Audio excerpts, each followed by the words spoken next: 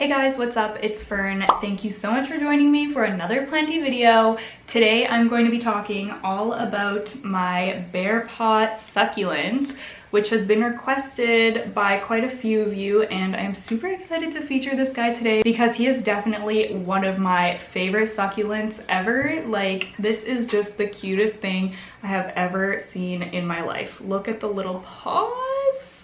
Oh my goodness, I cannot. Like, he is so cute. Okay, so I am surely not a succulent expert, but I'm going to share with you how I take care of this guy and what I know about him. Okay, so the botanical name is Cotyledon tomentosa, I believe.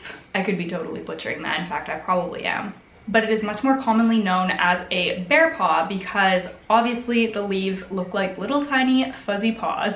This guy has been so easy for me to take care of, so I think it's definitely a succulent that is great for beginners. So let's just hop into the care. So the first thing that I'm going to talk about is light, which is very straightforward. In fact, all the care for this plant is very straightforward, but for lighting, I have always grown this guy in I have always grown this guy in a south-facing window, which is giving it the most light possible for where I live. In the spring, summer, fall, it receives quite a bit of direct sunlight. Now we are winter, it is quite dark and rainy. I still have him in a south-facing window with no supplemental lighting. However, if you are concerned, I'm sure it would be very happy if you popped it under a grow light.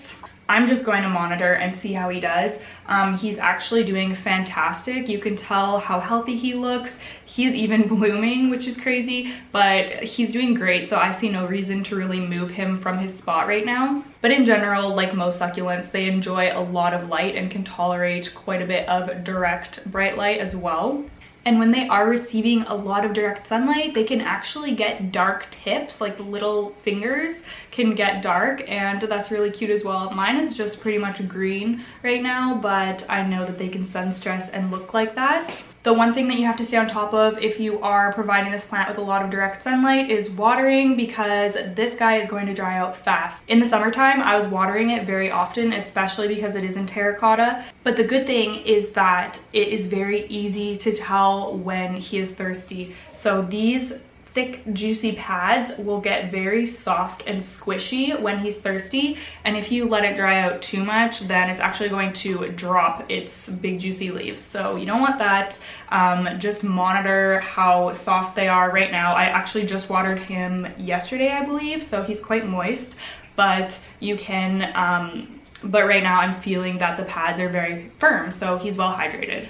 And as for blooms, you can see right now that he is actually in bloom, which was totally unexpected, especially at the end of November. I have no idea why he is blooming now. I was under the impression that they bloom in the spring, but he is just so happy apparently, so I think we are doing this right. So the blooms are a kind of light yellow, but I think that they do range in color. So this is a plant that I don't do anything special for humidity wise. It's a succulent, which tells me that they're usually quite adapted to a drier climate. I think that these plants are actually native to Africa. Okay, sorry, we had to take a pause because my neighbors were screeching. So the last thing that I wanted to cover is going to be a quick one anyways, and it's actually propagation, and it's going to be quick because I have never done it, so I have no experience to speak from. So allegedly, you can stem propagate these pretty easily just by taking a cutting, letting it callus over for a few hours, and then popping it into soil. I plan to maybe experiment with that in the summertime, so I will keep you updated if I do that. Oh yeah, I should also talk about soil. As for the mixture that I have it in right now, it is honestly just a regular potting mix with quite a bit of perlite. Any kind of cactus and succulent mix should be fine, but even with those, I do add extra drainage, so I will add extra perlite or pumice. Just any well-draining mix is what you want because you don't want this thing holding on to a lot of water. And then for an extra measure, I also throw into terracotta because it is going to wick moisture as well. Basically, you don't want this thing retaining and sitting in a lot of wet soil. I also just love terracotta. Like, look how cute it looks in this. So I think that pretty much covers everything. Like I said, it is a super easy succulent to take care of, and it's so cute. This actually comes in a variegated form as well, which I really want. Hopefully I can find one next year in 2021 because they're just so cute with the white variegation. And I'm super excited to see how much this guy will grow in the next growing season as well. They can actually get pretty shrub-like and pretty large. I mean, I'm not sure how big it will get inside. If you live in a warmer climate, you can actually grow these outside.